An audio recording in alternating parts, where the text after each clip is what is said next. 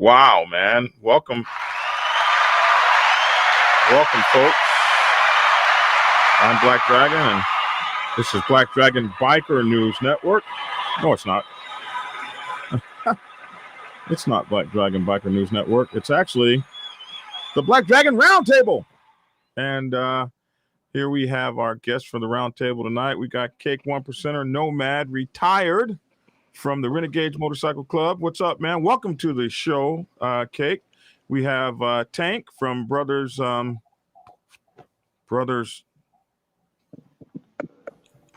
Chains. United, right? Brothers in Chains. Brothers in Chains. How in the hell did I forget that? You just forgot what show you were on. Come on, man. Oh, my goodness. Brothers in Chains, MC. We got Park down there from Ice Code Riders, Minot. We got Big Bone 1%er from the Outcast Nation, and Danny D-Lo. What's up, Danny? Man, everybody, welcome. What up, though? Man. What's good, everybody? Man, tonight was hell. Tia's show bomb. Did you see that, Danny? Yeah, I saw it. It was just horrible. So now I'm not being spoken to. Why? It ain't your fault. It kind of is. A guest came to see me from. He rode his bike down from Ohio to hang out with me, and I wasn't ready. Wow. Yeah, so we spent. Yeah. So the dog's in the house and you in the dog house. Yeah. Whoopsie. Ain't the first time you've been there. It probably won't be the last, bro. You'll be all right. No, this will be the last time. So listen, tonight's show, I wanted to get right into it. So there was a guy arrested in a club, and he had done some things that were really kind of silly. But the questions that the cops started asking him had nothing to do with him being arrested, but everything to do with the club. But the club hadn't done anything. This was a guy who got himself arrested for speeding or carrying a weapon or whatever it was that he did. But immediately they took the club colors from him. They did all this kind of stuff.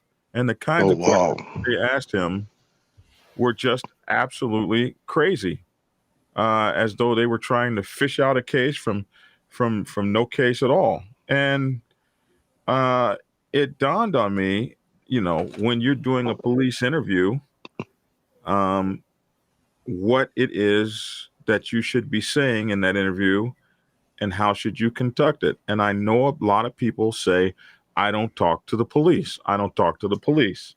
But I had that guest, a friend of mine that came over, one of my subscribers who wrote down, he said, the last time I said, I ain't talking to you, let me speak to my lawyer, and this is over, he got a nightstick.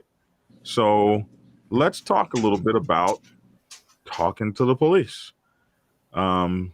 What you do, what you don't do, what you talk about, what you don't talk about, and some of the kinds of questions that they're going to ask you if you're a biker and you get pulled over in your colors. And this happens, I don't care what side of the spectrum you are, 99% riding club, traditional MC, Veterans Club, Christian Club, or one of the one percenters. I think we can all expect the same things because this guy I'm telling you about was in a 99% club, and they started asking him stuff like, "What is your affiliation with the local dominant club? What is your what? How many guns does your club run?" These kinds of incredible questions that they were asking a 99 percenter. So I'll let we'll kind of talk about this a little bit, and then I'll start asking some individual questions, kind of things, and let's CFFC Crackerjack says, and don't talk to LEs, but can you really not talk to them? Let's talk about it a little bit. So, Cake One Percenter, you're brand new to the show. Let's hear a little bit from you, man. Some of your thoughts. Uh-oh. Oh, hold on. Let me unmute you. That's my fault. Okay, we'll try it again. On you. All right. First, I'd just like to, show my gratitude for you actually reaching out to me to speak. But the first thing that I would like to remind people when it comes to law enforcement in any organized motorcycle club, whether it's 99 Outlaw, One Percenter Club, a riding club, the first thing we have to realize is that the police are not our friends. They don't care nothing about anything that you're doing. Their job is to do their job, whether or not it's legally or illegally. So as far as speaking to the police, an interview starts with, "May I have your license?" That's where the interview starts. And it is up to us, knowing that the situation with the colors and the rags and the different organizations, to be polite.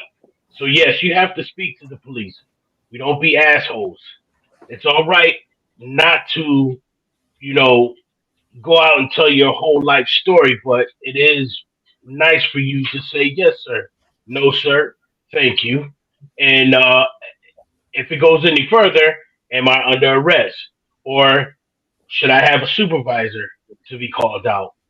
The first thing that we all have to do when we are approached by police officers are, first of all, like you're in a motor vehicle, you do not take your safety equipment off. That means your helmet and your glasses. You do not attempt to step off your bike. When he comes and he approaches you with asking you for your driver's license, make sure that your driver's license and your registration and any form of ID such as gun permit, if asked, and that's only in certain states that they ask you whether or not you have to show your gun permit. But try to make those things accessible without having to go and dig into your compartments, you know, and that's part of your constitutional right to keep yourself from illegal search and seizures. You understand? In order for them to enter your bike compartments and things like that, they have to get a warrant to enter those kind of things. So when a police officer approaches you, the first thing that you need to do is just be respectful. Yes, sir. No, sir. Can I go, sir? Is there anything else, sir? You know, this is not a pissing match. They love to have pissing matches with you. But with Right. that, anybody else can join in and, Right. and say anything that they need to. All right, Tank, what's your take starting off? And so as he said, we start off the interview. So you're not able to just like absolutely not talk to cops. Now we see them do that. The Second Amendment auditor guys. I've never I've never had the guts to be a Second Amendment auditor. It looks like because I've known too many people get their heads beat in. But the interview starts as Cake could say. The interview started as soon as the officer walks up on the car, and we know that because we see them doing everything they can. So let's take it from there. What do you have to say, Tank? Well, first I want to say that I don't really necessarily hate police officers. I just feel a lot better when they're not around. But I mean, it's pretty simple. When I get pulled over, I'm usually on my scoot because I'm rarely in a car anyway, and if that's it, somebody else is driving anyway. But I'll always get my hands up on the handlebars, or I'll put them on my knees, keep them in sight. Let them know every movement I'm going to make. If they want to see my wallet, all right, I'm going to go for my wallet. It's back here on this side. Okay. I say as little as possible till I can that I have to. And if ever I'm asked a question, whatever club related, they're asking those crazy questions, I got a pat answer, and it's this: don't know nothing about that. It's pretty simple. Don't know nothing about that. If I get the sense that they're going to be keeping me around for questioning, or something that seems it's going to take a little longer, then I'll ask a simple question: am I being detained?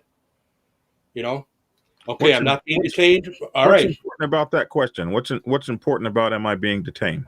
Well, because if you're that at that point in time is when they have to say to you, okay, well, and let you know what you're under suspicion of, or what they, reason they pulled you over.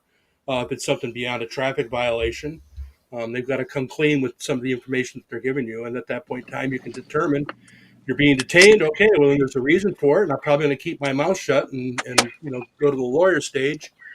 If I'm not being detained, then I'm going to be cordial to them for a few more minutes, and then I'm going to ask to respectfully leave. One of the coolest things that happens for What the hell happened there? technical difficulties. Audio difficulties, yeah. So that's why. Am I being detained? No, you're not being detained. Okay. Get your business over and let's move on. God, I remember saying that. Can I just say one thing about that? Yeah. One statement that you had made, and it's like a very big mistake where sometimes we tend to open the door and leave the door open for other questionings. When you made the reference of I don't know about that, that means that you know about something else, and that leads to other questions. And I'm So going to say the same thing. Don't know nothing about that. Don't know who you're talking about. yeah, but Don't see know nothing. that leads to more. You know what I mean? And now you're getting to the point now. Oh, an officer would like to have a pissing contest with you. Oh, you're some tough guy. You So understand what what I'm do you suggest as the answer then to Yeah. something like that? Just blatant, just get it done and over with. Just say that you recognize your Fifth Amendment, right? The right to remain silent. That's all you have to do. Just invoke your rights, or just say, "I don't feel comfortable answering any of your questions." Every question he asks, I don't feel comfortable answering any questions. Because, like I said, what it is based off the questions of when police officers talk to you. Their thing is investigation, interrogation, tickets, and arrest. That's their job. You understand what I'm saying? So each inch that they're going to try to go further and further and further. So you have to shut them down right at the gate instead of leaving that little bit for them to ask you the next question. Well, I mean, you just said, though, I'm not comfortable talking about that. Then that's pretty much the No, no, same no, thing. no. No, I don't feel comfortable answering your questions. I'm answering your questions. Okay. Yeah, that's not the same thing. That I just don't feel comfortable answering your questions. Because anything that you say can and will be used against you. So just because you don't know something about that doesn't mean you don't know something about this. So just to eliminate the whole conversation, I don't feel comfortable answering your questions. I don't feel comfortable answering your questions. Am I detained? Can I go? Those are the questions the answers that need to be given. So what else, Tank? What else do you have, Tank? I was just going to say, man, I mean, I was in a situation 20 years ago where I was pulled over by the Massachusetts State Troopers and about 4 o'clock in the morning. And he made me, go over and sit on his bumper. And he, sat down on the bumper. And then I realized he was just, reading me the riot act. He had nothing he was going to do. And I'll never forget it, man. I looked at him and I'm like, look, like, are you going to arrest me? Because if you are, get it over with. I'm tired. I want to go home and go to bed. Like, either let me go or arrest me. Do something. Yes, never get off your bike. Anybody, never get off your bike. You're gonna get off your bike if they tell you to get off your bike. If the officer says get off your bike and go sit over here, that's what you're gonna do. Yeah. If you're being detained, yes. But if you're not being detained, then you don't have to get off your bike. That's just like being in your vehicle. You understand what I'm saying? They cannot just rip you out of your vehicle. They can't just tell you, oh, you have to get out of your vehicle. If there's not a situation where you are in commits of a crime, If there's any evidence that you are about to commit a crime, there's no reason for you to exit your vehicle. You All know, right. Let's move to Park. Park, what do you have to say? I don't know. I'm just listening to it. I guess I'm What's gonna good, Pac? words good this time. Let's go. All right, I'm gonna choose my words good. This is how I go. Before I was ever in the motorcycle club, I was black, right?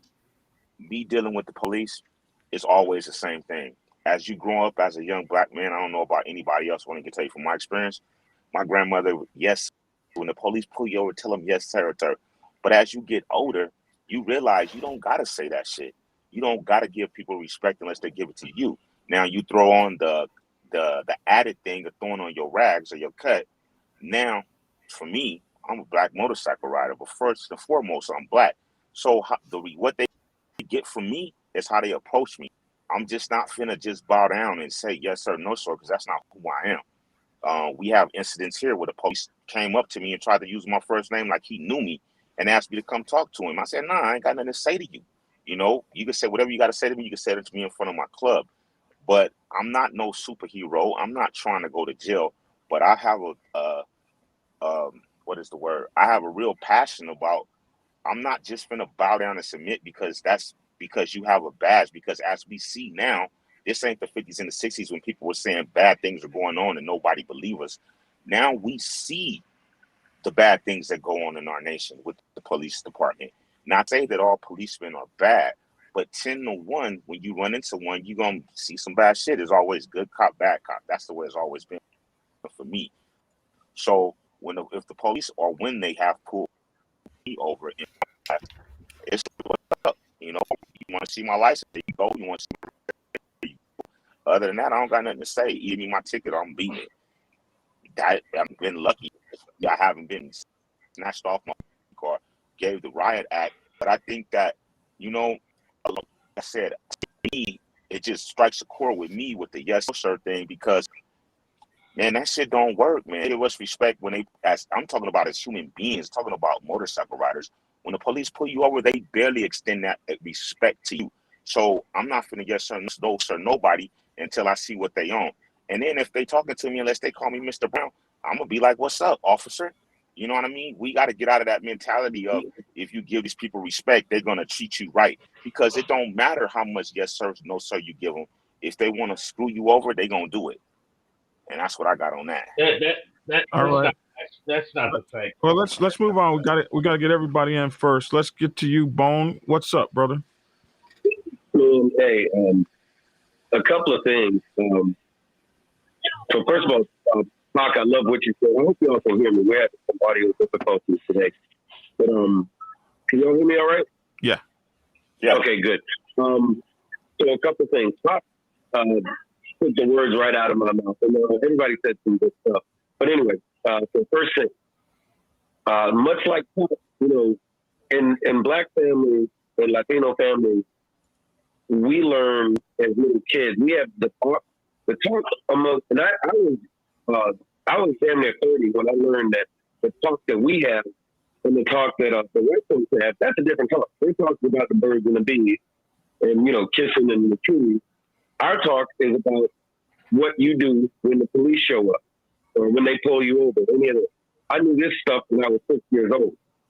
Completely different talk. Having said that, like Pac said, it was yes sir, no sir, don't move around, watch your hands, this, that, and the other. You know, like all the stuff that most Black folks know. Because we, again, the talk. For the longest time, I subscribed to, you know, the teachings of the talk.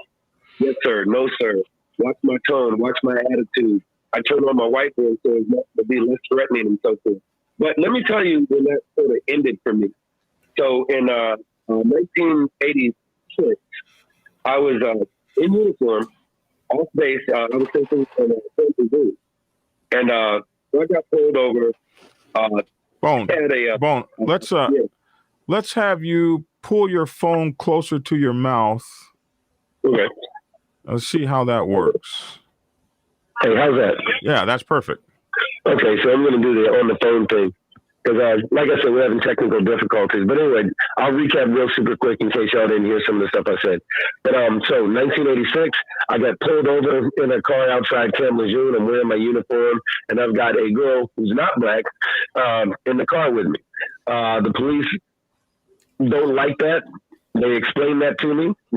They put the cuffs on me, took me out of the car, beat my ass within an inch of my life, threw me in a ditch, started to leave, slammed on brakes, hit the reverse, came back, accused me of trying to steal the handcuffs that they had on me, beat my ass some more, pushed me back in the ditch, and left. And I yes sir'd and no sir'd them to death. Didn't mean nothing. Flash forward a number of years ago, about 2010, Largo Police Department in I was actually in Clearwater, but it was Largo Police, came to my house, entered the property improperly, put the handcuffs on me, beat my ass again. And, of course, nobody would entertain, hey, these cops beat me up. They weren't interested in hearing it. No such thing as IA, all that. So having said that, Pac, 100%, you're correct. I want to be clear that not all police are bad. There's, that you've heard the thing, a few bad apples, right? But here's the thing that's really important. There's certain occupations where you can't have a few bad apples. You cannot suffer or tolerate a few bad apples. For example, if you are an airline pilot, if you are a heart surgeon, and in fact, if you are a police officer, there's no room for a few bad apples. You know what I mean? Because these brave individuals who are out there supposedly to protect and to serve, when there's gunfire, they run towards it and not away from it. But you know what? I heard recently, hey, firemen are pretty brave. I ain't never heard of a fireman running into a burned building and chopping a dude's head off saying, oh, I thought he was flaming, so I chopped his head off. I was afraid for my life, right? So let's think about it. Let's deal with these few bad apples, because there is no such thing. Either department's good or department's bad. They're judged on the totality of their actions and their inability or unwanting to correct that stuff. But that's a whole other subject. But to the subject at hand, I'm going to read. This is I have two attorneys. The fantastic, wonderful Fran Hash. Freaking love her. She does so much for the motorcycle community. And we have these conversations. Then there's Jerry T, who is the freaking motorcycle, he's the MC legal assassin. This is his card. Jerry T. Jerry Theophilopoulos, but nobody can say Theophilopoulos, so everyone calls him Jerry T. On the back of his card, I don't think y'all can see that. It's assertion of rights. This is on every one of his cards. I'll read it. It says, to the officer or deputy, please understand, I have the right to my attorney, Jerry T., present if you want to question me or conduct any search of my body or personal effects. I am not giving my consent to any type of search or questioning without my attorney present. If I am under arrest or being detained, I wish to invoke my exercise my Miranda rights. I want to speak with my attorney now. I do not want any of my personal property impounded, nor do I consent to any impoundment. I request the opportunity to secure my personal effects. If I am not under arrest, please tell me immediately so that I may leave. This is the key to the kingdom. Now, I keep this in the glove box. I keep it in my wallet. Speaking of what Cade mentioned a second ago, in my chapter in COC, we have these little fold-up wallet things, and what goes in there, your insurance. And in Florida, you don't have to have insurance on a motorcycle, but your insurance card if you have one, your driver's license, and pertinent information that the police officer will ask for. We keep it right here in your left breast, what we in the Marine Corps we call your left vest pocket, but on your rags, your cut, your vest, keep it in your pocket right there, or keep it right there where you can reach in. That way, you're not going in your saddlebag, you're not going in your tour pack. So here, like has happened in the past, when someone, let me get my wallet for him, and now if you got a good tan, you get shot. I was threatened. He made a move. That cell phone looked funny, my condolences, and we're going to give you a little something toward the funeral or whatever because you went to get your driver's license. So now we keep it simple. 2 fingers. Here you go, officer. Boom. So you comply. If he's asking for your driver's license, give it to him. If he's asking about your club, if he's asking, where were you going? What were you doing? Why were you doing it? Do you know so-and-so? You have the right to remain silent. Some idiots forget to use it. So the number one thing is either shut the hell up, take 5, like Fifth Amendment, like I don't have to say anything. That's an actual right that Americans enjoy. Or what a lot of us do, we whip this bad boy out when things start going south. We're like, oh, hold on, let me get this for you, officer. And you want to say it like that. Here, let me get this for you. Move slowly, and you retrieve this card. Officer, let me read this to you. The same way some of them read off the Miranda card, you read this bad boy. And let me tell you, on more than one occasion, thank you again, Attorney Jerry T.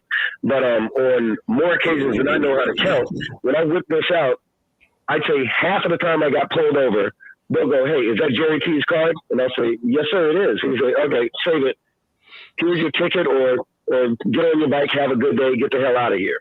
Because they already know what time it is. It sounds like a simple thing, but it's not. And one more thing about what you were saying, Cade, there's a procedure. Let's say you're in your car, no rags, whatever. You're still black. I mean, in the case of some of us, But the thing is, you get pulled over. Here's the cop trick. Hey, just let me ask you. I understand you got to go real quick, though.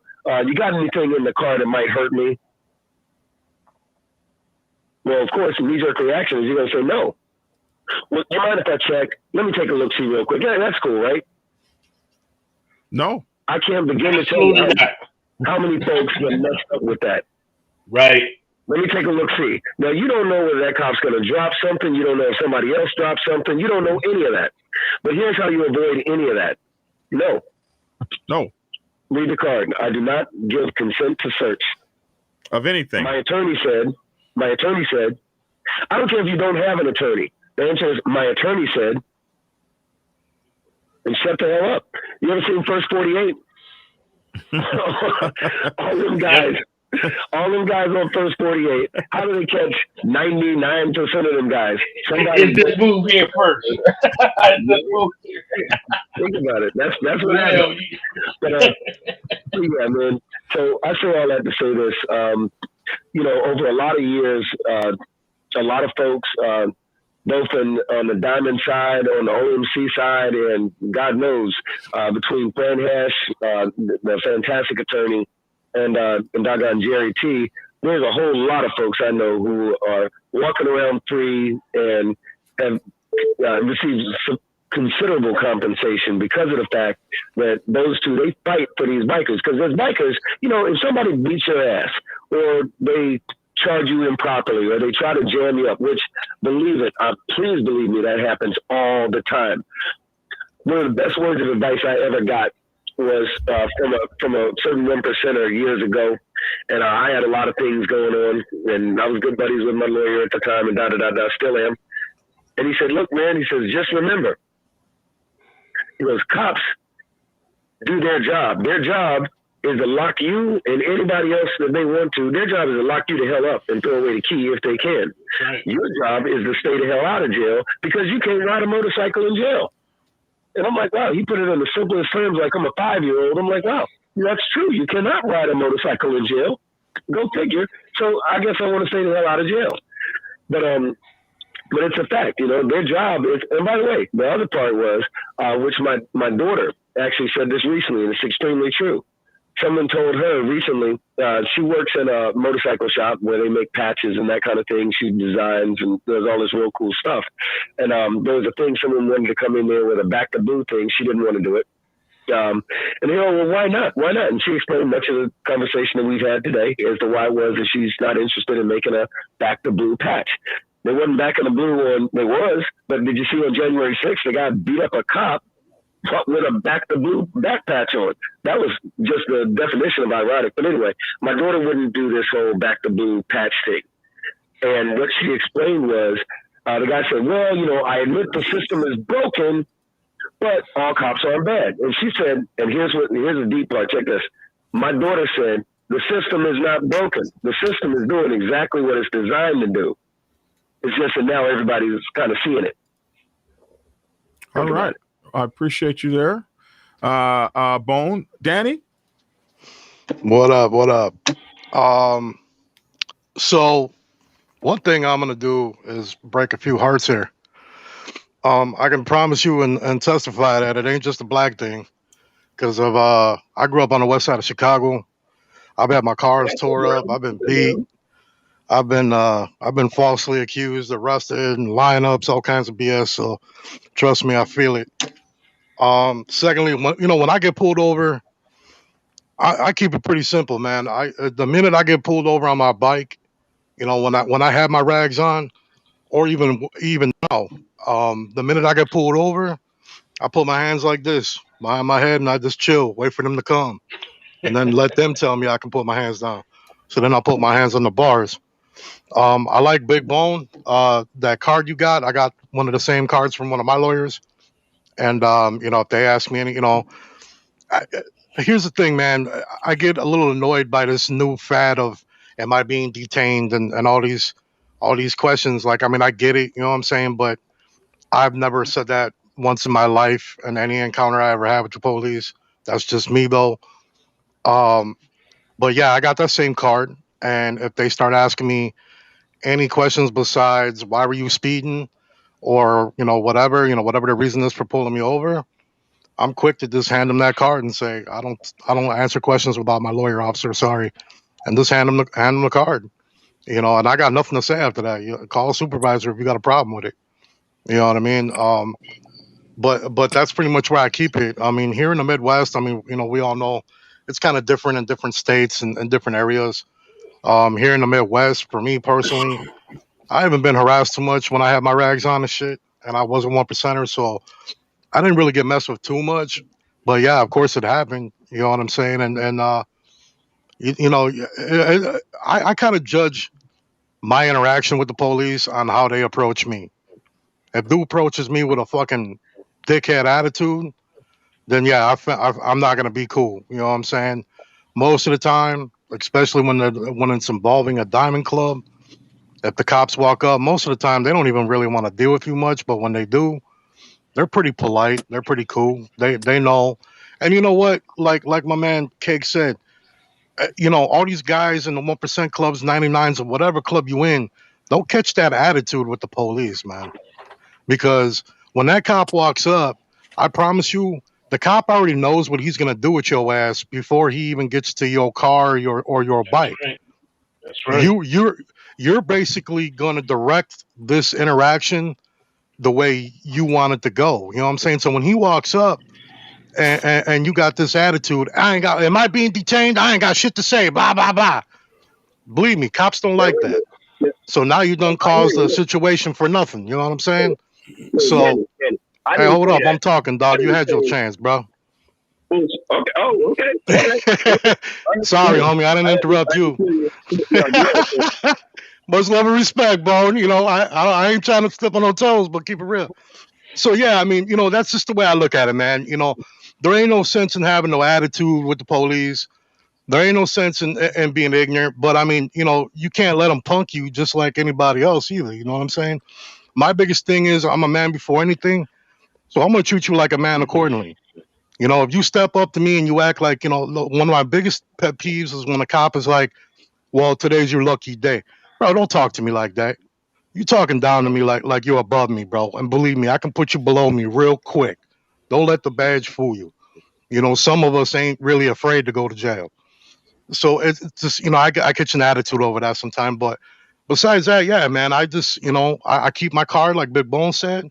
That's a very good thing for everyone to look into getting. Contact a lawyer and get one of those cards because it will get you out of 99% of BS stops when you're involved in them. You know what I'm saying? And just act accordingly, man. If they get crazy, they get ignorant, and they start asking stupid questions, even though you already told them, told them your thing that you don't answer questions without a lawyer and all that. Then hey, man, hey, I need a supervisor, man. I ain't got time for this. And just sit there, man. I'll give you all the time in the world, bro. I'll stay here till you're ready to shift change, man. I don't care. You know what I mean? But so that's what I got to say. Go ahead, Big Mom. My bad, homie. Sorry. Hey, no, I was just going to interject regarding to something you said. Put the phone up to your ear, man. Put the phone up. Put the phone up. Yeah. Hey, I wouldn't. Okay, got you. I was not suggesting at all that you come with attitude and all that kind of stuff. No, I know that. Right. What I was saying is that the transition for me in regard to what Pac was talking about, how he's like, hey, he had to talk, I had to talk, and that's how we was rolling pretty much forever, right up until 1986, like I said. So at that point, that doesn't mean I'm going to start cussing the cop out. I don't handle myself like that with anybody anyway. Even when there's circumstances that warrant it, I'm kind of a cool kind of cat. So I wouldn't suggest that. I never encourage other people to just act the damn No, fool. I know you weren't. It wasn't directed towards you. Right on. I'm suggesting be smart in those situations, be aware, but also be armed with the information. Like you said, that card and knowing what to say and what not to say, the little tricks that they pull. These are things that whether you're in a car or a bike. And I was saying earlier, you don't getting your ass whooped by the cops is not something that's exclusive to black folks. Now, this show ain't. I promise you that I can testify. Right. Now, according to FBI statistics, it happens more frequently amongst black and brown folks, but it does happen. Oh, I hear you. Enough where everybody need to be concerned with it. Hey, that was the problem. Me growing up in the West Side, dude, they thought I was Latino because let's be honest, I look Latino, right? Bro, I got pulled over for driving while Latino shit half my life, man. That's a real thing. So I feel you. Hey, can I just say one last thing before we move on to the next topic? Okay, I just want to address like Pac with the anger. I mean, I don't know how long you've been riding with your club, but sometimes, usually, when they're pulling you over, they're pulling you over more than one. And when I made the saying, I'm speaking general because every state runs different, every organization runs different. But what I'm putting out there for people who don't necessarily want that headache is to speak according to yes sir, no sir, is because that's the average person. The average person don't need to go through what we have to go through. You understand what I'm saying? So that's the first thing that I'm saying. I'm speaking abroad, not only on the 1%, not on the outlaw, not on none of that. It's just a general thing of people riding motorcycles with rags on. And second of all, for Big Bone, I was also saying the yes or no, sir. I know because I'm prior service myself. I know your drill instructor did not particularly like your black ass, excuse me, in the Marine Corps. You understand what I'm saying? So you got blatant disrespect, but not once did you ever come out of character and did not say, sir, no, sir, sir, yes, sir. So you have to keep that same intensity when we're out here. And by that, it'll prevent, especially when riding in groups, for the rest of your pack to have the distraction of the police. Because that's one thing you want to do is once they do a pullover of your whole pack, now you got problems because you don't know what I'm carrying and you don't know why I'm carrying it. So it is up to your due diligence to be respectful so we can get the hell up out of here before they come to me like, bro, we got to check your bag. I got to check your body. You understand? So let's just keep it where we can get. And that's one of the biggest reasons why, especially in the 1% club, but any club in general, to be polite, be respectful, and be a gentleman, because you don't know what your brother behind you has on him. He might have a warrant, bro. He might have a pistol on him he ain't supposed to have. And there ain't nothing worse than we're all sitting on the side of the highway, side of the street, road, whatever, in a parking lot, wherever. And one of our brothers wants to catch his freaking attitude with a cop. So now this cop is like, MF everybody in this whole pack. And now we're all going to get checked out. Now we're going to be here for an hour and a half because this fool couldn't shut his damn mouth. And ain't nothing worse than that feeling, man. And we all know what happens after that encounter. You know what I'm saying? But we ain't going to go there. What? All right. So that's all I wanted to say. I apologize for taking up so much time. No. Let's move on to this. All right. So the cop pulls you over, and as we established, the interview begins as soon as he pulls you over. And one of the first things is, do you know what I pulled you over for? Things like that. And I never answer those questions. It's always, no, I have no idea why you pulled me over. That's actually the first thing I always ask. Why are you pulling me over for? Yeah. Why did you pull me over? You know what? I always ask that. Even if I know what you pulled me over for, why'd you pull me over for? But I don't even give them my ID until they tell me. I refuse to. That's just me, though. I don't suggest that. But let us say that they have now arrested you, and for whatever it is that they've taken you down for, you're arrested. Now they take you in the interview room, and the first thing that they want to know is,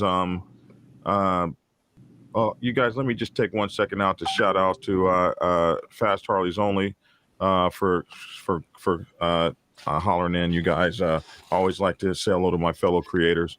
What up, Big Sal? What's up? So you're getting questioned, and one of the first things they do is they pull you in, and they start asking you questions about your club. What association do you have with the local 1%er, or what association do you have with this, that, or the other? Now's your time to be a man and tell us the truth. You really will help yourself out. So, Hey, let's go back to that first 48.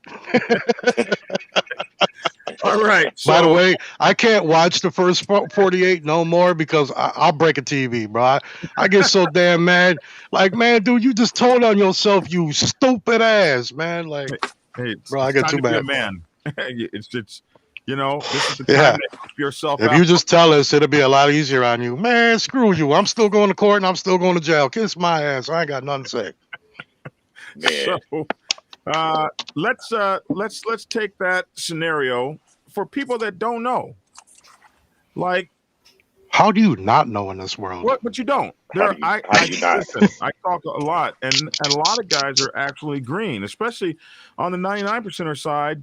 I don't want to make it like the 1%ers all go to jail or something like that. But a lot of these guys, RCs, riding clubs, Christian clubs, these guys that have absolutely no contact with the police, they get pulled in and they get these kind of questions. So, I want to ask my crew. I mean, that's what you guys are here for. We're here to talk to the most novice to the most extremely experienced. But when these guys say, "Hey, it's your time to do right by yourself. It's it's time to stand up. We can't help you if you don't help yourself."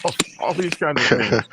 All right, so let's take it first with Take 1%er. Give us your couple minutes, man, and then we'll roll on across. I'll make this real simple. You absolutely right. They can't help me unless I can help myself. So let me help myself to an attorney and take me back to myself. Let me help. Yes, sir. That's it. Nothing, no more, no less. No more, no less. And do attempt to ask for your property, because whatever you wear on your body is considered your property. And if they actually take it away from you or confiscate it, you did your thing and it's on record that you asked for your property, but just send me back. Can I get a bag lunch? I don't drink milk, but can I get like an extra oranges and cookies and just get my attorney here? That's the way I'm going to help myself. Now you help me get my attorney here. That's it. Point blank. All right. Okay. All right. Appreciate that. Okay, Tank. They're going to find out real quick that I suffer an ailment called selective mutism. Meaning I'm going to shut right up. May I have my lawyer. I'd like my one phone call. They're going to have to figure it out all on their own. So you don't want to talk to us. I'm not going to say nothing. So you're not going to do this. Nothing. Clam up. Nothing. Maybe I'll nod my head or something if they get one of the questions right. But yeah. Selective mutism, lawyer, say nothing. For just a moment here, we got Big Cell from Fast Harleys Only. He said he has something to add. What's up, Big Cell? Hey, what's going on, gentlemen? I'm glad I was able to catch you guys. I'm actually out here in Tampa filming for a TV show, but we just wrapped everything up and I happened to catch you guys. I want to say this. This is something that we already know, bro. You gonna tell? This is something that we do when we're on the highway. This is something that we do. I heard him. So this is something that we do when we're on the highway. Let's just say one or two of us may have something that we don't want, that we're not supposed to have. We're traveling. We're trying to be safe. So what we do is we switch keys. We lock our bags and we switch keys. Nice. So once we lock our bags, our saddlebags, and our tour pack, I give him my saddlebag and tour pack key. He give me his. So if the police ever pull us over and try to search, they can't get into our tour pack. And I tell them, hey man, it's been broke. I don't even know what's in there. And when they try to open it with the key that's on my ring, which is the only key that they can use. They can't car his key or my key or whatever. They can't get in the saddlebags or the tour pack. That has Hey, you worked. know what? I just That's a learned good something here. idea. That's smart I as did hell too, right man. there. Yeah, That's smart, this Sal. has I like actually, that. This has actually worked for us several times. Nice. I appreciate that, man. Thank you. Yeah. I mean, Yeah. that's So I just wanted to share that little tidbit because it actually has worked for us several times. So. Appreciate I that. think you just taught everybody here on the panel something, because we all just look confused as shit with that one. Like, what? Oh, wow. Appreciate Okay. it. Hell yeah. I didn't. Or the Daytona next weekend. Yeah, I'm using it. Yeah, but see, you gotta That was understand one point of view. When you speak about this kind of stuff, you speak abroad. You don't speak an individual. See, Right. his little I don't want to know what to call it, but his little organization rides Harleys. We don't need keys for most part. You understand what I'm saying? So you have to talk to Right. everybody else that doesn't have keys. And second of all, if an officer asks me to go into my bag and my bag is locked, bitch, get a warrant. Get a warrant. Yep. You Yep. can't just go into your bag because even if you are in commits of a crime, just because you gave your key away to somebody, that don't mean they can't break entry into your car to search your vehicle. You understand what I'm saying? No, So but it that does make it tougher. It does. It's not as easy, you know. Hey, not for I can speak from Not for personal Harley. experience. I've had many, many, many occasions with the police, unfortunately. And let me tell you something, man. I never gave any of them half of the cases I've caught in my life that sent me to the joint. I never once gave permission to search my property, but they did. So, I mean, that's So one thing too if that they people do don't that, then it's realize is inadmissible. you would think so, but it don't always work that way, man. Unfortunately, man, it's. I guess maybe it depends on where you at or something like that. But I know in Chicago, man, they Well, was dirty, bro. Chicago's dirty anyways. Oh, it But is. So, yeah, but you know, Sel said it, and I say it. I think everybody says it. We know what they can't do, and we know what they're not supposed to be able to do. But we also know what But they they'll do, do it anyway. and that's that's the part I wanted to bring up. Why is it, there's no way that a lot of times you're just absolutely not going to be able to talk to them. They may whoop your ass. So the right. question is, what do you do when you're facing them? So I think Tank, we were talking to you. Were you done, Tank? Yeah, done. All right, Bone.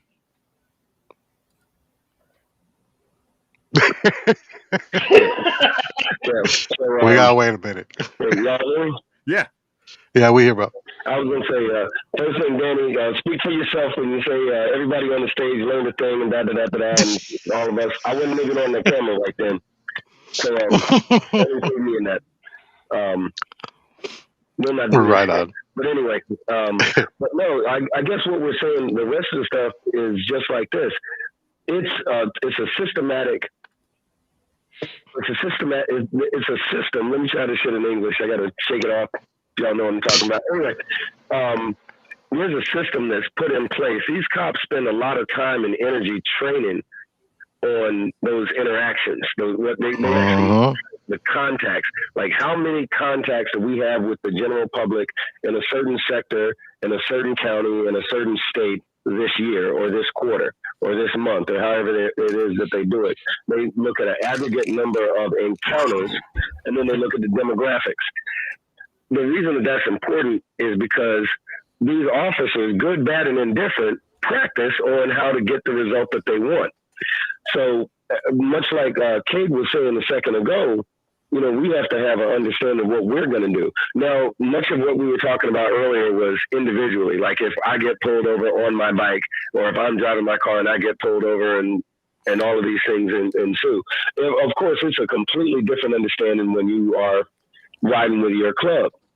That's a different thing. I wouldn't say the better clubs, but seasoned bikers have a system in place, several systems in place for here's what happened when we get pulled over. because it varies from jurisdiction to jurisdiction as to how they do it, whether it's one officer, whether it's a group of them, whether they're calling up ahead to have some, there's a whole, they have systems in place. So we've got to do our due diligence. I think somebody used the word earlier, to make sure that we're covered as much as we possibly can do. But the default, the default, which I think all of us are saying is, A, shut the F up. B, and if you do say too much more than that, lawyer. Yeah. That's the magic word. Yeah. Yeah. I like that. Yeah, I ain't got nothing to say to them when they take me to an investigation room. Not a damn thing. All I'm gonna say when they take me out of my cells, I don't even know why you wasting your time, bro. Get my lawyer, man. Let me get my phone call. Let me call my lawyer, dog. Right. Half the time, I got my lawyer on his way already anyway. Because I promise you, when I'm getting pulled over, 9 times out of 10, I know I'm going to jail. You know what I'm saying? So when I do get pulled over, and when I know I'm going to jail when I get pulled over, I already got that phone call in place, man. When he grabs my ID, I'm either on the phone with my lawyer or my girl, my bro, somebody. Hey, bro, you got to come over here to woo up the bang. You got to buy me out over here. This is where I'm going to be at. You know what I mean? Or, hey, call my lawyer, bro. Whatever. So yeah, I ain't got nothing to say, man, because every single thing you say to the police is gonna be used against you. I don't give a damn if it's hello or have a nice day, officer. That's part of That the shit's gonna be in investigation. a report, and you can't say a word. It doesn't matter if your ass is guilty. Don't believe the bullshit hype where the police are gonna be like, "Hey man, like the first 48 we've been talking about, hey man, look, it'll be a lot easier on you." Blah blah blah. I'll tell y'all, case in point, I fell for it once, and it was on myself, though. So I got locked up. I was in the shootout. I had a gun, and I had drugs on me. Now, in Chicago, if you're from Chicago, y'all, and you're listening, you already know back in the 90s, early 2000s, the police used to get $100 for each gun they got off the street. Yes, So sir. in order to not get caught up on some payoff stuff, right? In order to not get caught up in that, you would get pulled over. If you had something on you, you was dirty, whatever the case may be, the police, some of them, you know what I'm saying, if they knew you, they knew you were from the hood, whatever, they'd be like, check it. You give us 5 pistols, put it over here in this certain location, and we'll let you ride up out of this case. All right, cool. Right. So you give them 5 guns, you give them a call later on. Hey, bro, they over in that bush over by, Black Hawk Park. You know what I'm saying? So then they'd go and do that, and you didn't have to worry about it. So mind you, I get pulled over for this whole thing that happened. They find the drugs on me. All they wanted was the gun. The cop told me, "Hey, bro, you give us you give us the gun, and we'll throw the drugs in the sewer." Now I have done this many times in my past. It's on myself. It ain't snitching. So get out your head with that. And I'm like, bet. I'm like, the pistol's in my globbo. I open up my little compartment where I had it. They took the gun out. Well, this time they decided, well, we're going to charge you with both a Class X armed violence. So, yeah, the police are never there to help you. Don't believe anything they got to say. The minute you get arrested, they are naturally your enemy. You ain't got nothing to say. Just go through the times, or go through the situation, whichever way you have to go about it, and wait to get bonded out, wait till court, wait till you talk to your lawyer or whatever. You ain't got nothing to say to the police ever, ever, ever. So that's what I got to Hey, say on that one. hey, brothers of the panel and Drag, I got one more thing I forgot to bring up about that situation where the gentleman was pulled over and they was asking about the rags and stuff like that. The problem with that whole situation is that starts with these quote unquote dominant clubs. Because if they was taught, I mean, if they would teach the people that had these rags, they would understand. They should go back to traditional and have one solid patch.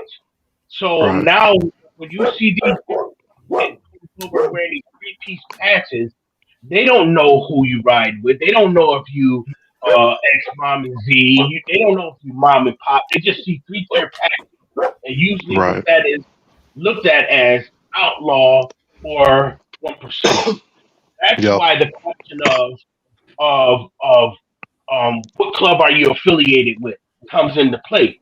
You know, a lot of these clubs that have these support clubs, they allow them just to do everything they want to do just to get that paycheck from them, but they do not do their due diligence as a overseeing club or dominant club to explain. No, bro, you don't wear Right. it because when they doing that dumb shit, excuse my French again, they don't look at that. They see a three-piece patch and then they don't know about the color schemes or anything. You understand? So they might have the same Mm-hmm. color scheme. There's only a certain amount of colors that you have on a rainbow. So they'll just catch up with you and be like, well, you belong to this club. Because most times, most affiliated clubs to outlaw motorcycle clubs carry the same colors. You understand what I'm saying? So that right there, I Yep. just wanted to bring that up. That would stop a lot of headaches with that also about the question and answering is if they go back to their traditional of wearing 1 to 2 patches and not a 3-tier rag scheme. Oh, that ain't Right. never Sorry about happened, You know bro. what? Hey, I got a quick question, real They quick, got him Dragon. now. They ain't never giving him up. Hold on one second. Let's get to Yeah, Park yeah. for For this sure. last.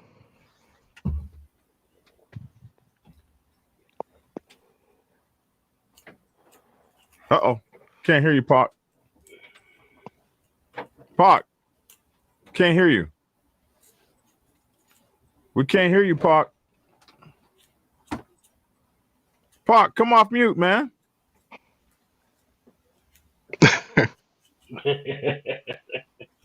My goodness. And they call us organized crime. Listen, and he probably kicking some good shit. Fucking Danny. Come off mute. We can't hear you. Fucking Danny. Organized. It was Tank 2 weeks ago. We can't hear you, Park. Okay. He'll come Oh back shit, up. he gone. What was your question, Danny? Well, so my quick question is, what did this member actually answer? I mean, we know about all the questions he was asked, but what was his answers? His answer was, I don't know what you're talking about. And they asked him many, many questions. And each time he answered was, I don't know what you're talking about. And finally, he said, can I have my lawyer? But what we thought was interesting, what I thought was interesting about it, was the fact that he actually sat through and listened to a lot of the questions because he wanted to hear them. But every time they asked him a question, he said, I don't know what you're talking about. He did a Tank. Don't know what you're talking about. Don't know what you're talking about. Right. So There's nothing wrong with sitting there and watching. But we watch dumb shit all the time, bro. We just sit there and watch it. when he told me the story, I felt like, that was interesting. But why did you even listen to all that? And he wanted to know, what they were going to ask. Well, one thing somebody brought up, and I think this is important. What do you teach your old lady? Ooh. Man, that's a whole nother show, bro. That's a whole nother show. We'll go to Bone on that one. Yeah.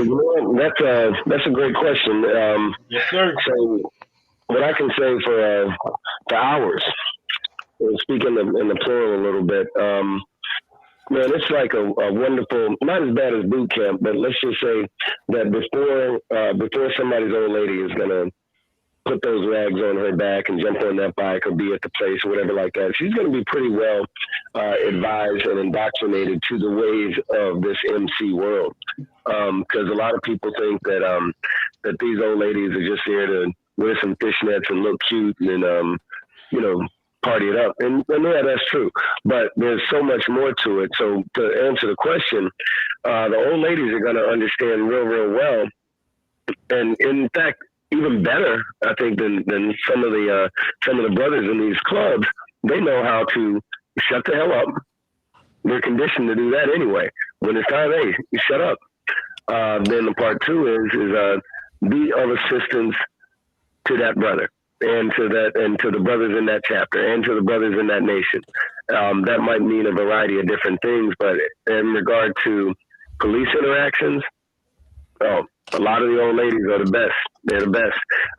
They know. Okay, I'll give you a for example. I was in Orlando for Bike Week one year, and the cops was on some real stuff.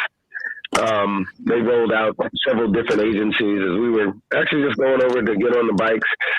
We had our club and another 1%er club. We happened to be hanging out a little something.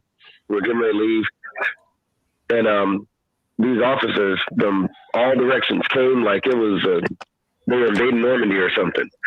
And they started grabbing folks and they separated them based on what state they were from, based on the bottom rocker, whether there was a diamond or not a diamond and all this kind of stuff. And they started just grabbing folks and this, that, and other thing.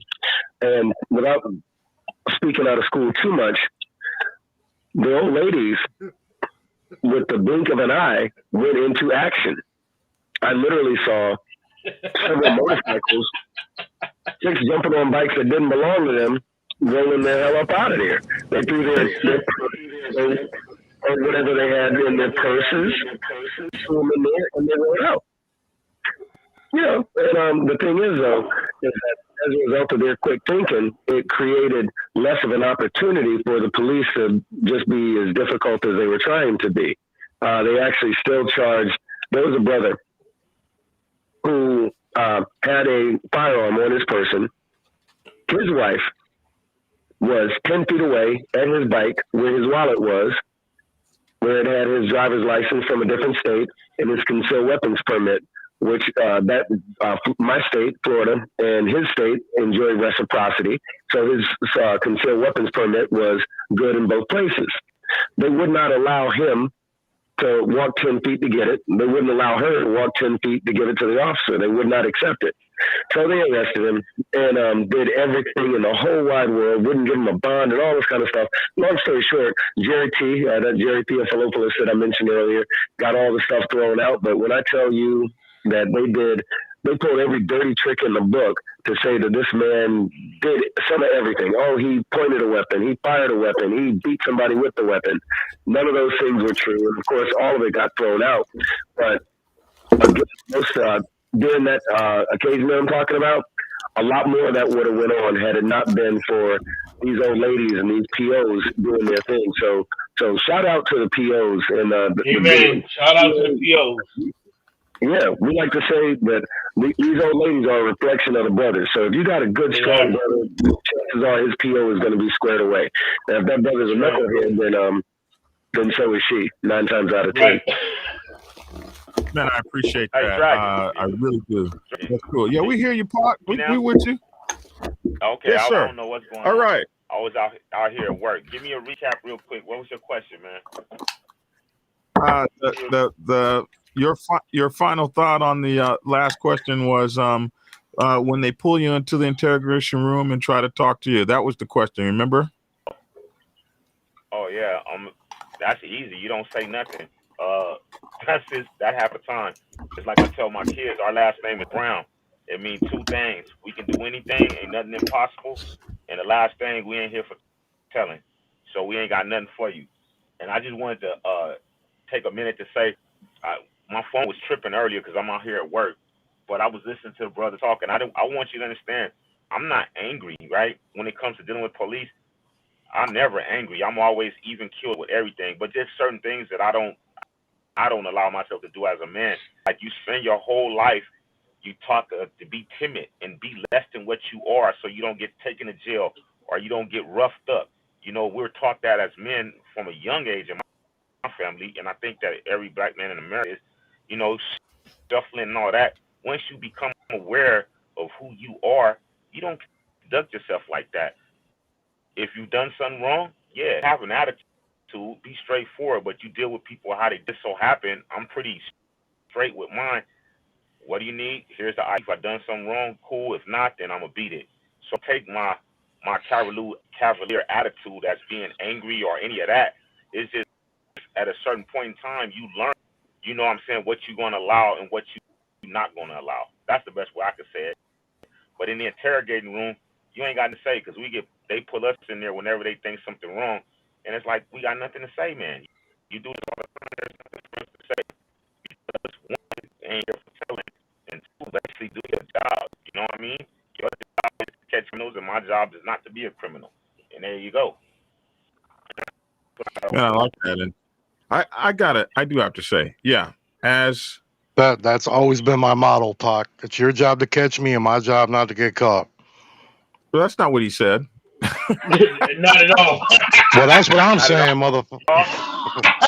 Hey, Maybe I heard that wrong, but that's the way I took it. Dragon. Oh, It is though.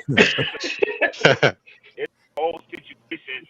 It's a cold situation from because the ones up here, I call them the 1%ers, and it just caught on. They the ones. They are what they are. Because we're here and they come to our clubhouse, we go to their clubhouse, we go on rides. They don't. The police and the law enforcement like a local thing and say, oh, because you're with these dudes, you know you're wrong.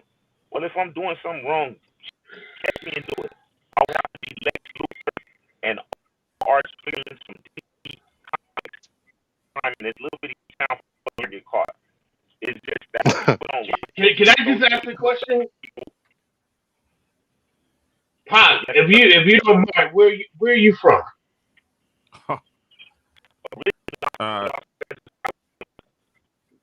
No. When you say that you go with the 1%ers, no, he's up there in Christmas Town. Well, he up here with me. I'm in Minot, North Dakota. Oh yeah, you really in Christmas Town. Yeah, I'm in upstate New York, so I was basically trying to ask on the format. I was just asking on the format where you saying that you're riding with these clubs. Usually, we don't ride with other clubs like that. We don't allow you to ride in our pack because. Go ahead. I'm sorry to cut you off. Let me straighten that out. Like if somebody throw a ride, we all go on the ride. They jumping at their clubhouse, we all go there, or they all come here. It's a matter of respect, right? And we all on tools, and this is what it's about. And the best thing about it is that is true. That is definitely true. That is definitely true what you're saying. But as a real outlaw club, if you're not a support club of ours, we're not gonna ride with you to the fact where the police will be like, "Well, you're hanging out with these guys. You would not be able to ride in our formations like that." But that's not what he's talking about, Cake. He's talking about going up, supporting, and folks say if you riding and hanging out with those guys, you're part of those guys. And my misunderstanding. I thought he was riding with these people. No, just you know what I mean, like his formation with these people. Yeah, he's talking about guilt by association. Oh, okay. My apologies. That's why I just wanted to get that clear. Hey, Dragon, thank you for being my moderator because I know sometimes I appreciate that. You're a good moderator for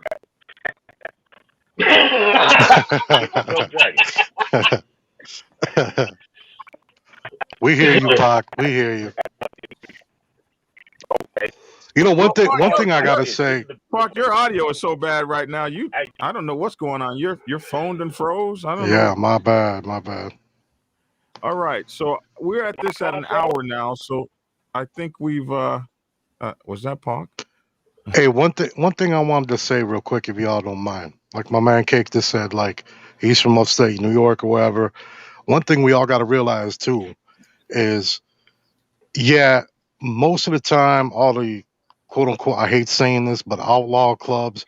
I don't know why people say that. I just call them 1% clubs, but not all 1% clubs in every state do the exact same thing. You know what I'm saying? And I got in this conversation with, I'm not going to say his name, but let's just say it's Black Dragon's arch nemesis. And I had this conversation with this dude. Homie that's from New York. And so when I had a conversation with this guy, he brought up something that made sense to me, and he was right. Things that can happen in New York that will get your head cracked here in the Midwest may not go that way.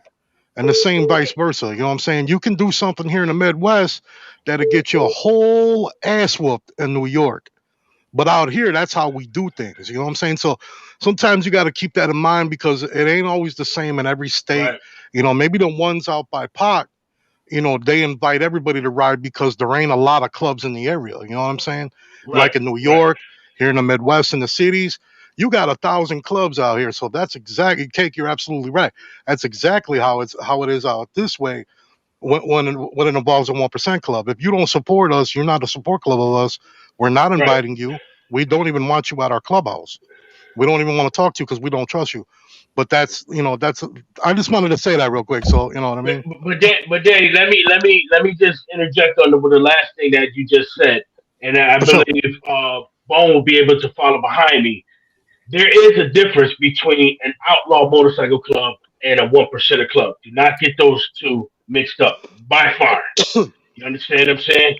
Now, can I Because ask, is that like just the black set thing, or is that all around? no, Because honestly, that's all around. That's all around. that, When you put that diamond on, you gonna stand on that diamond.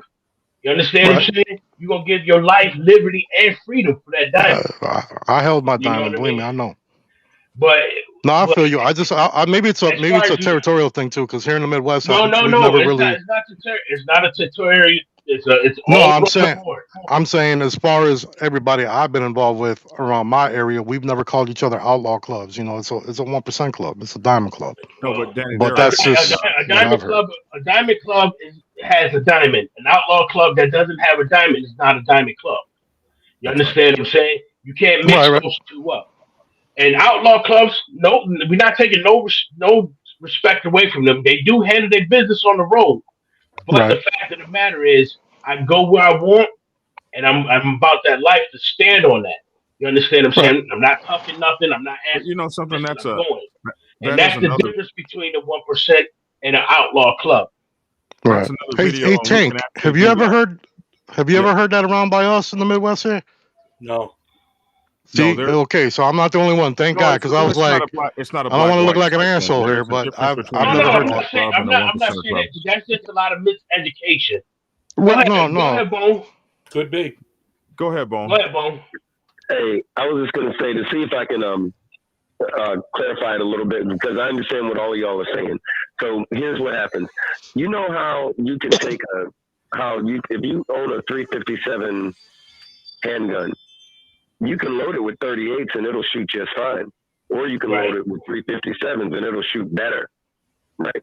So when you're talking about a lot of 1% clubs, diamond clubs, it's made up of a lot of guys who have an outlaw mentality. That's in fact what the 1% culture is all about.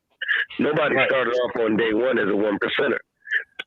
And like Black Dragon just said, or excuse me, like Cade said, not taking nothing away from them OMCs, but in the actual historical definitions and text of it, OMC is not necessarily a 1%er club, but 1%er clubs are in fact outlaw clubs.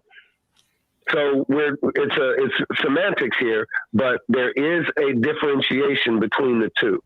So I don't know if that helped at all, but there's a differentiation between the two because I can tell you there's certain clubs like our illustrious leader in this panel is of a club that doesn't wear diamonds, and they're about as real as death. They've always been known as the outlaw motorcycle club. Yeah. So don't get it twisted. They're OMC for real. Been known as an outlaw club. Right. These guys are experts in protocol. Man, that's I ain't gonna lie, man.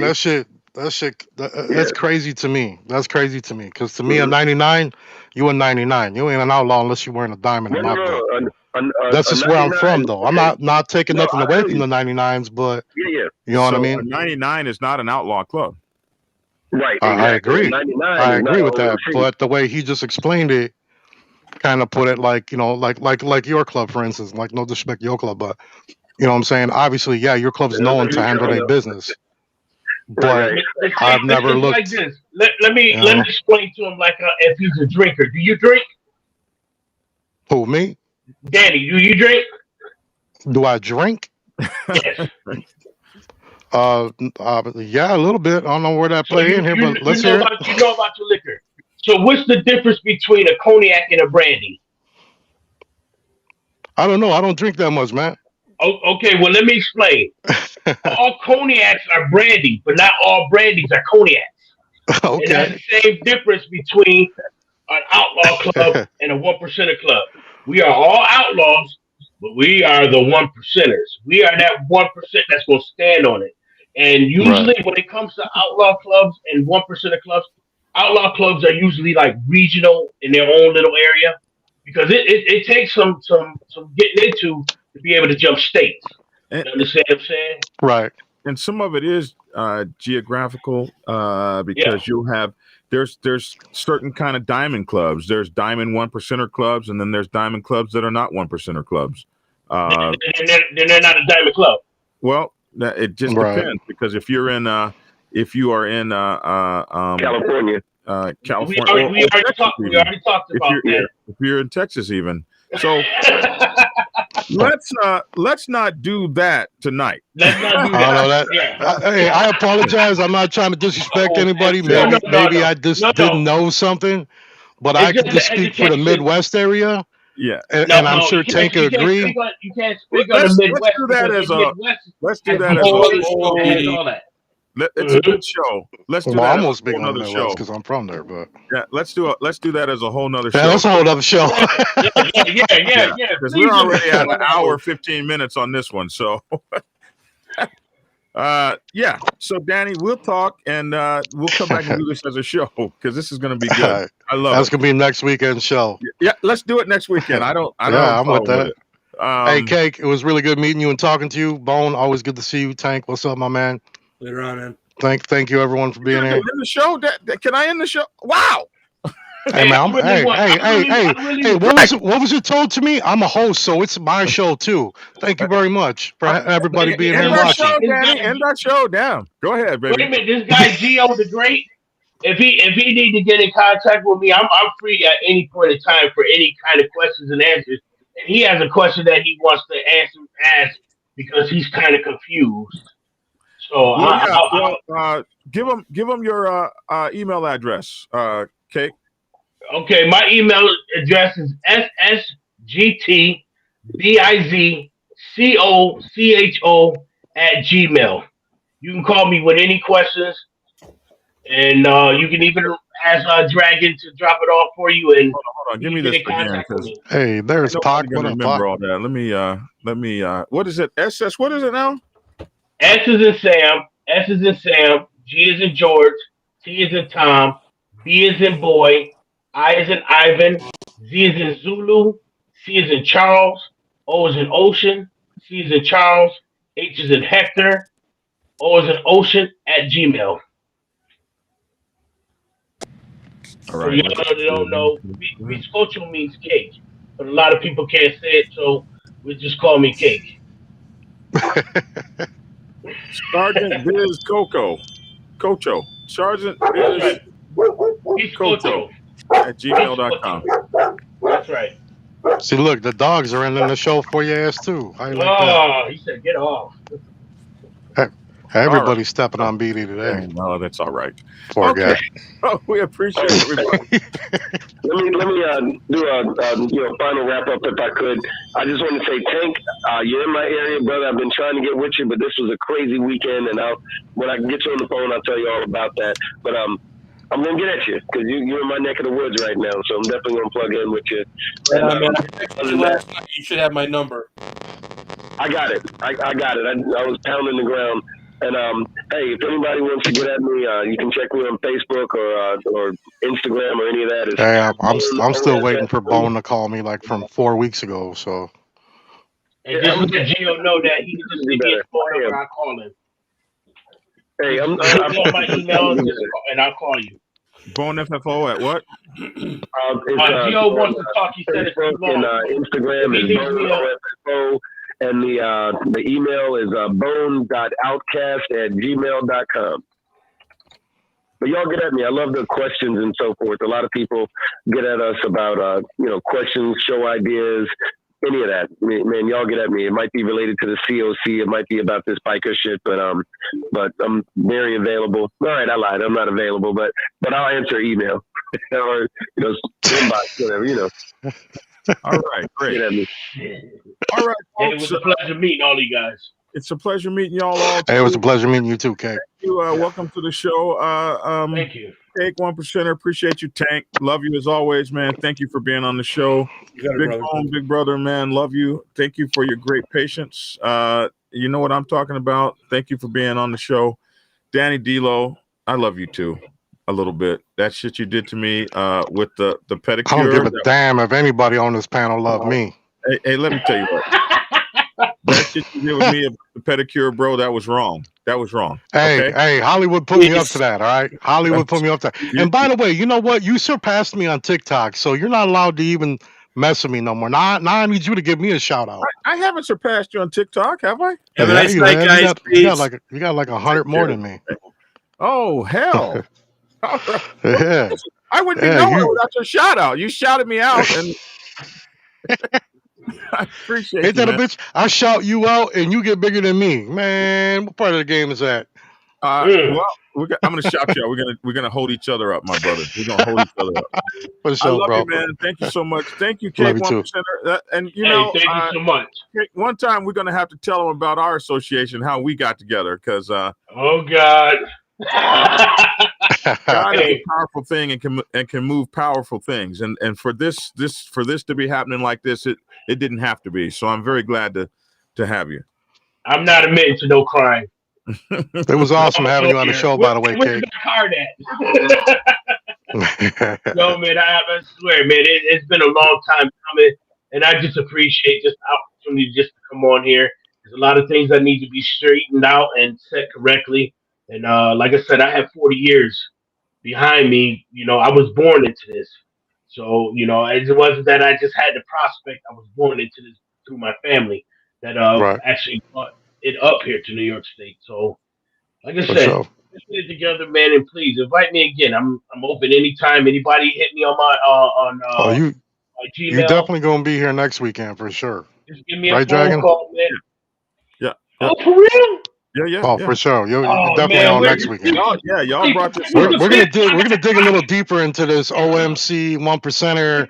Yeah, man, you got me messed up, bro. I ain't gonna lie, dog. But I'm willing to Hey learn man, something if I don't know. it, it's easy to mistake. It's easy to mistake, bro. Right, It really is. You know what I mean? right, So, for but sure. I appreciate it so much. Anybody that want to contact me through my Gmail, shoot me a number. I'll call you back or whatever. But like I said, leave it for the conversation with Black Dragon.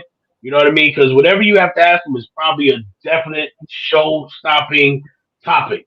You understand what I'm saying? So For I sure. will run it back to him regardless if you hit me or not. But any questions that you have to ask, please just call me or just hit me up on the book. All all right. right, man. For Y'all have a Okay, sure. good night, man. Thank you and so can much. we hear you, Park? Love you, Park, man. Park. We can't Hey, hear him. much love and respect, Pac. Take Thanks for care. being here, bro. All right, Danny. Thank you, I'll call man. you in a minute. Later. All right. Yeah. Oh my goodness. So we had a great show tonight. The bottom line is hey man, we do not we do not we don't speak. That's what it comes down to. You can be asked a lot of questions, but you're you're never gonna be safe. And I want to point out that two heads are better than one.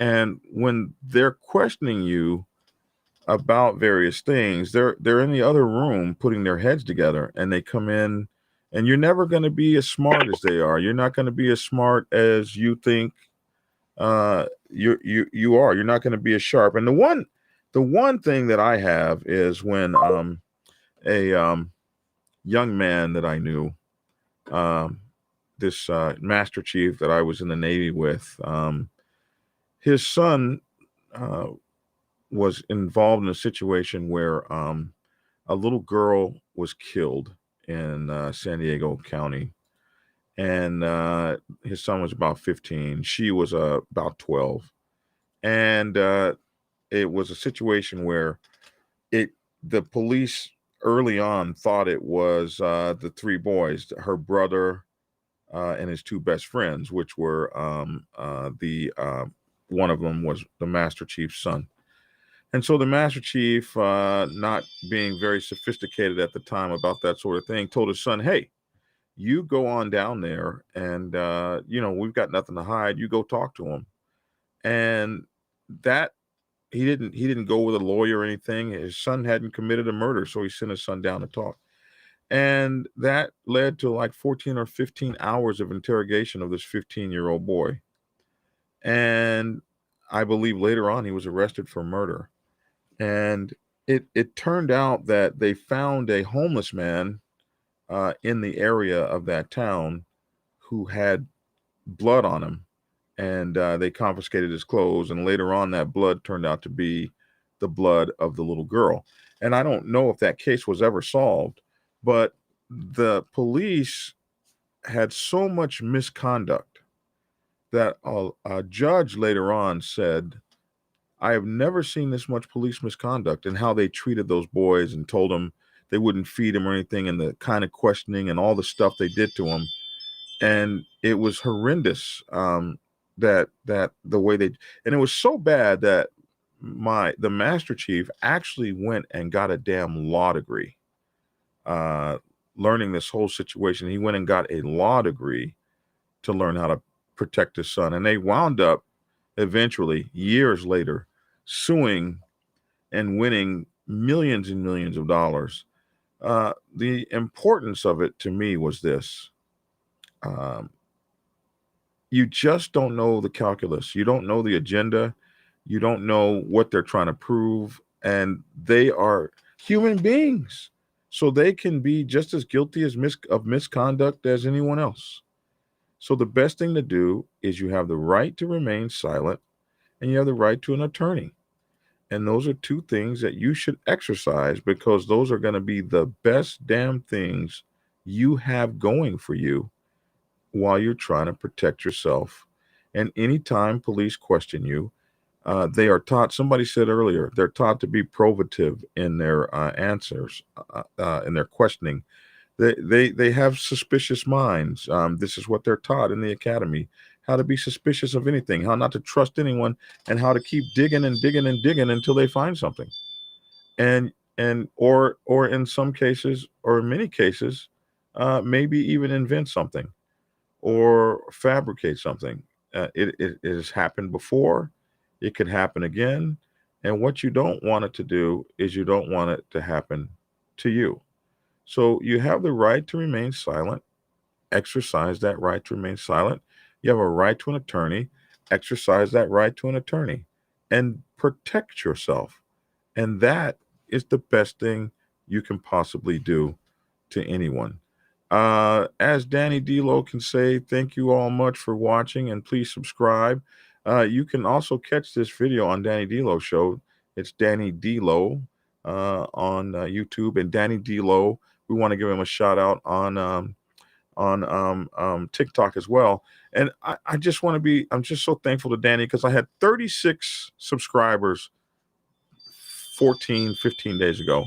And Danny D'Lo gave me a shout out, and I went from 36 subscribers to 17,000 some in about 13 days or something like that, and almost 1 million views. So TikTok has really been cool. And I want to thank you for that. Listen, if you want to follow me on Twitter, JBunchII, that's my name, John Bunch II. So I don't have a Black Dragon Biker TV Twitter. It's just JBunchII. Please go there and follow me. Facebook is Black Dragon Biker, my Facebook page. I always have the prettiest women in the world and stuff like that on my Facebook page. But go check out my Facebook page. We have several guest writers that write for us and do things like that.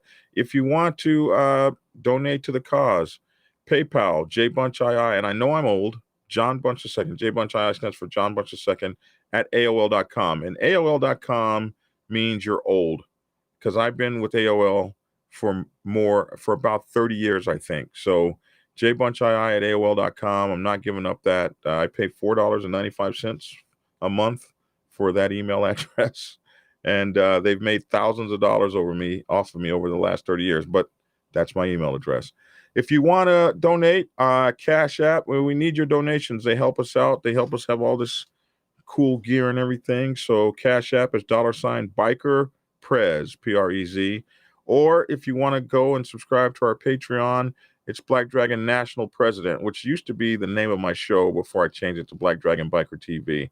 And the reason I changed it is when I was no longer a national president, I realized that I don't speak for the Black Sabbath, so I changed it. It's now Black Dragon Biker TV, but still Patreon. It's Black Dragon National President if you want to go support us there. Hey, if you want to buy my latest gear, my latest books, my latest book is President's Bible, but we also have the Prospects Bible for Women's Motorcycle Clubs, the Sergeant at Arms Bible, and we also have the Public Relations Officer's Bible. All of those books can be bought at blackdragonsgear.com. Plus the We shirts. The Motorcycle Club is not about I, it's about we. And our online news magazine is bikerliberty.com, where you can see all the new stuff that we do on our online news magazine. We have news for you 3 or 4 days a week at our YouTube channel, Black Dragon Biker TV, where we do a news show every morning, most mornings. And then also we have our protocol videos that come out every Wednesday. And you'll get our short videos, which you'll see on TikTok and things like that. Black Dragon Biker TV on TikTok. And let me see.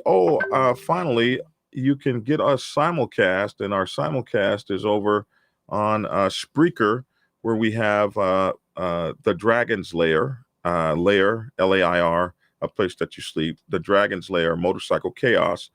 Anywhere you get podcasts, we broadcast off of Spreaker, but we're on iTunes and I don't know, iHeartRadio and Spotify and Apple Podcasts. We're everywhere. So the Dragon's Lair Motorcycle Chaos, please go over there. Continue to support us like you have been doing. Thank you for all of our success on TikTok, man. It's really crazy. Thank you so much. Instagram, Black Dragon Biker TV on Instagram, man. Thank you so much. Brian said he had a good time. And thanks for watching, everyone, says Danny D'Lo. Wouldn't miss it, says Shane. Thank you, man. Appreciate you. Dirtbag Biker said, fly low, burn hard. Love my minivan when not on my bike. Totally invisible. Hey, man, I'm Black Dragon, and that's my 2 cents. Love to hear your 2 cents in the comment section below. Thank you to all my military veterans. Prayers and heartfelt love for the people of the Ukraine that are fighting some major freaking bullies with cobblestones, rocks, and a few pieces of gear thrown in by the United States, Germany, and a few other people who have finally decided at the last minute, at the last second, at the last hour to throw them a bone. They've had 350 some odd civilians die at this point. Civilians who 2 days ago were just living a great life, going back and forth to work and making YouTube videos, now dead forever, including children, because somebody wants to take over the world. I mean, it's almost like a damn movie. And yet, after 4 days, they have rebuffed one of the greatest and strongest armies on the planet. 4 days they have survived, kind of like when they surrounded those guys at, was it Bastogne, the Battle of the Bulge? I can't remember the exact name of it. Surrounded those guys and asked them, we'll give you a few hours, man, to surrender. And that guy sent back the most famous kiss my ass note you could ever send anybody. He said, nuts, N-U-T-S, nuts. You guys can surrender right now. And he said, nuts.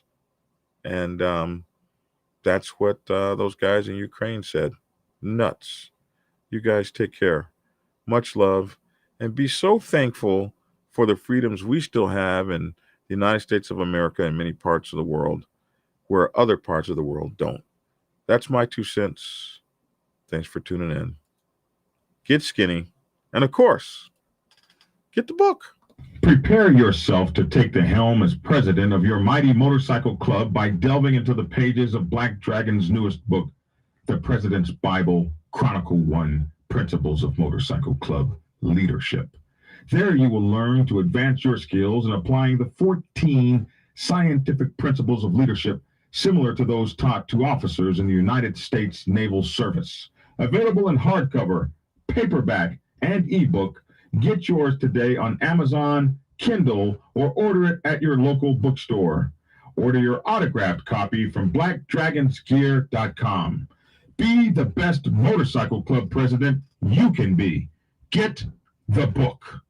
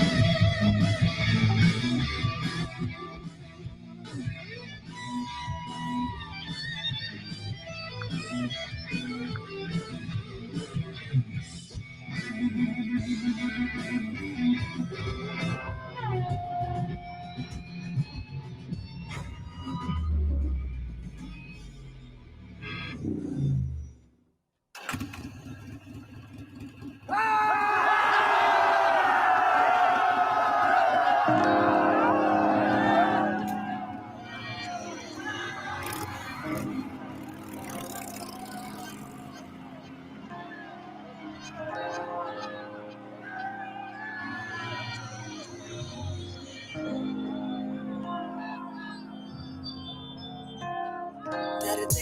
una hora en conocerte, solo un día en enamorarme, pero me llevará toda la vida. Lograr olvidarte, que me duele más es tener que decirte adiós.